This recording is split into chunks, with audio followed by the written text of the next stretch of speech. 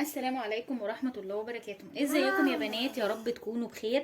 النهاردة ان شاء الله هعمل معاكم ليمون معصفر بطريقة حلوة قوي قوي، وهتخليه يعني ما يتبلش معاكي بسرعة ويعيش وقت اطول. وطبعا كلنا عارفين داخلين على شهر رمضان ان شاء الله، نعاد عليكم بالخير جميعا. شهر رمضان بيحب المخللات كتير على السفرة، والكلام ده برضو انا قلته قبل كده. والليمون من الحاجات اللي بتبقى حلوه قوي قوي على سفره رمضان يعني، وخصوصا لو معصفر، وما بالك بقى لو انت اللي عاملاه بنفسك في البيت يعني. تعالوا نقول معانا المقادير. محتاجين معانا تقريبا كده كيلو ونص او 2 كيلو من الليمون. يعني انا جايبه 2 كيلو يعني، بس ممكن اخدهم كلهم ممكن ما اخدهمش كلهم، لسه هشوف يعني على قد البطرمان اللي عندي. يبقى 2 كيلو من الليمون. انتي بقى هاتي الليمون على حسب احتياجك، يعني على حسب البطرمان اللي هتعملي فيه هياخد منك قد ايه وكده. 2 كيلو ليمون. معانا اسمه ايه، عصفر ماما من عند العطار، بيجيبيه من عند العطار، هو بيبقى بالشكل ده يعني تقريبا ب5 جنيه عصفر. ماما ومعانا حبة البركة برضو ب5 جنيه حبة البركة. ومعانا 3 معالق من الملح، 3 معالق كبار من الملح، ممكن ازودهم كمان معلقة ولا حاجة لسه هشوف. ومعانا كوباية من الزيت. اول حاجة هنعملها هفضي المقادير دي كده كلها مع بعضها بالشكل ده. ماما العصفر وحبة البركة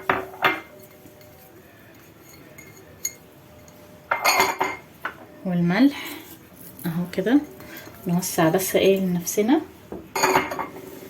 وهقلبهم في بعض.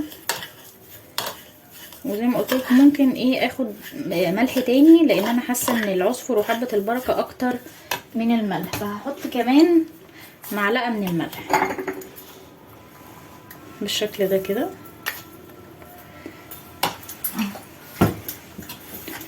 واقلبهم بقى كويس كده.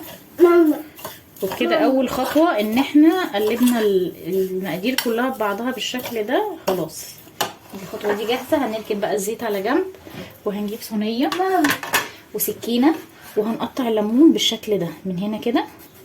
تقطعي الليمونه كده 4/4، بس ما تفصليهاش للاخر كده اهي بالشكل ده، 4/4 مش مفصولين.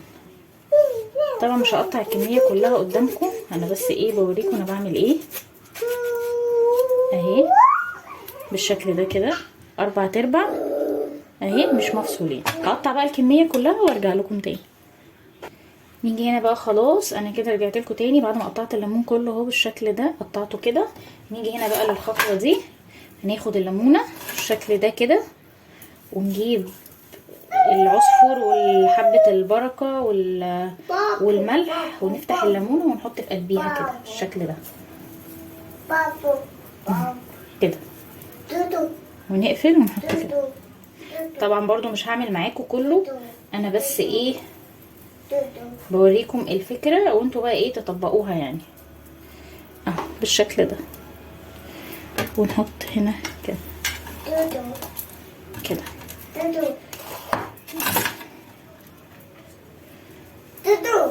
هعمل معاكم بس كده كام واحدة كده اهو بالشكل ده. هعمل بقى الكمية كلها وارجع لكم تاني. ورجعت لكم تاني بعد ما خلاص خلصت الكمية كلها بالشكل اللي انتوا شايفينه ده اهو بالشكل ده كله بقى كده.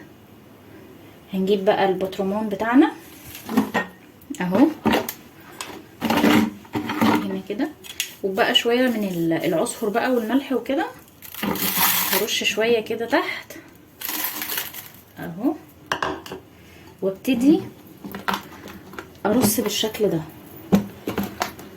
يعني ارصهم بقى كده جنب بعض كده واقفين، يعني طبعا مش هنحدف، يعني مش هنقعد نحدف، لازم تدخلي ايدك كلها وترصي كده علشان يفضل زي ما هو كده، الفتحة بتاعته تبقى لفوق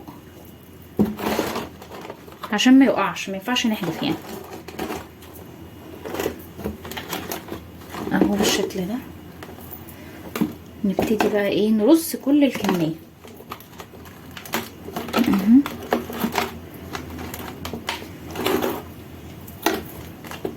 اهو زي ما انتم شايفين كده. هخلص بقى الكميه كلها وارجع لكم تاني عشان يعني ما اطولش عليكم. هعمل البطرمان كله وارجع لكم.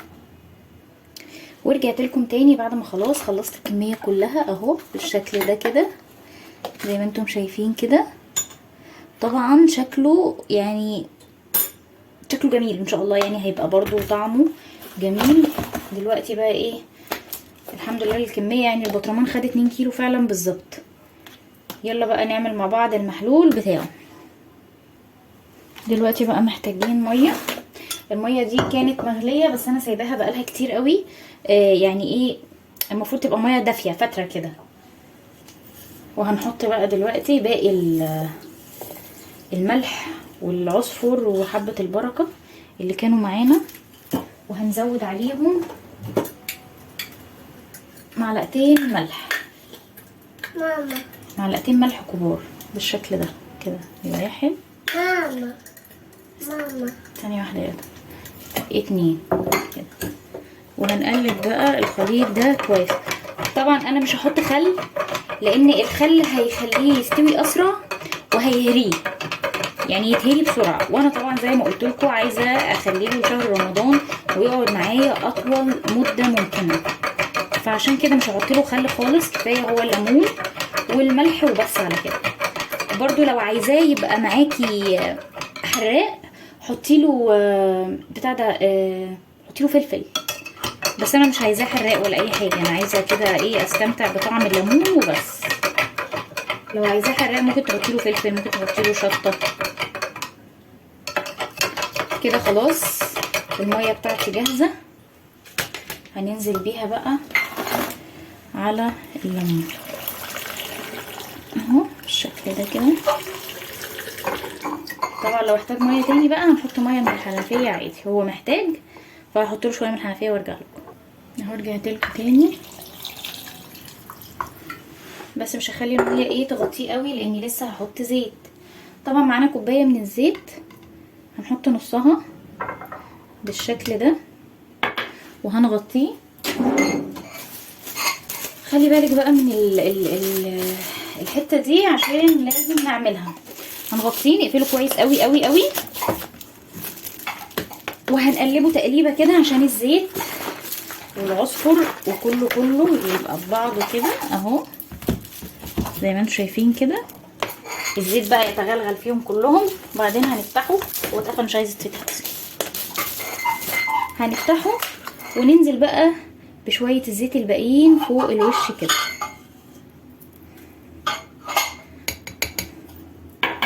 اهو بالشكل ده. شايفين الزيت فوق عامل ازاي؟ هندوس بس عليه دوسه كده بالمعلقه بس كده، وهننزل بالغطا تاني وتقفليه كويس قوي. وخلاص بقى على كده ما تفتحيش عليه غير يعني معاكي 45 يوم، شهرين بقى، وهتاكلي احلى ليمون مخلل، يعني احلى ليمون معصفر انت اللي عاملاه بنفسك. يعني حاجه نظيفه ومضمونه وحلوه يعني. وبكده ان شاء الله اكون خلصت معاكم فيديو النهارده. اتمنى الطريقه بتاعتي تعجبكم، وما تنسوش تقولوا لي رايكم في الكومنتات. ولو انتوا بتعملوه بطريقه تانية برضو قولوا لي بتعملوه ازاي، ناخد افكار من بعض، ما فيهاش اي مشكله يعني ولا فيها مانع. وما تنسوش تعملوا لايك للفيديو ده وسبسكرايب للقناه. باي باي.